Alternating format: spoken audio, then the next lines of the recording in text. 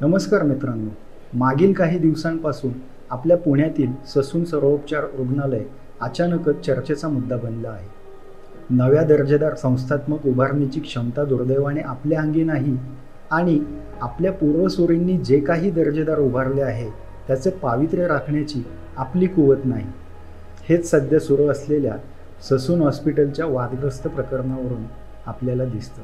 मित्रांनो, सर्वसामान्य माणसांना अत्यावश्यक वैद्यकीय सेवा जिथे तात्काळ उपलब्ध असतात अशी ख्याती असलेलं हे पुण्यातील प्रसिद्ध रुग्णालय, जिथे राज्यातील कानाकोपऱ्यातून अनेक रुग्ण खात्रीलायक उपचारांसाठी मोठ्या विश्वासाने येत असतात. पण दुर्दैवाने काही भ्रष्ट लोकांमुळे या संस्थेच्या लौकिकाला काळिमा फासला गेला आहे. मित्रांनो, डेव्हिड ससून या एका बगदादी यहुदी व्यापारी व्यक्तीच्या दानशूरपणाने पुण्यातील ससून हॉस्पिटल आकाराला आहे.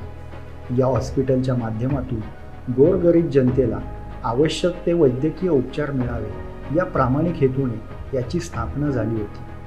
कालांतराने अशाच एका दानशूर व्यक्तीच्या देणगीतून ससूनला संलग्न अशा बीजे वैद्यकीय महाविद्यालयाची निर्मिती झाली. या थोर व्यक्तीचे नाव होते सर बैरामजी.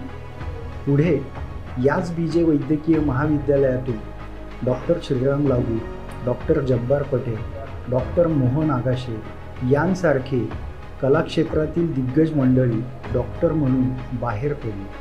खरं तर बीजे आणि ससून या दोन्ही संस्था पुण्यासाठी अभिमानास्पद अशाच होत्या. पण दुर्दैवाने आज हे हॉस्पिटल काही नालायक लोकांमुळे बदनाम होत आहे.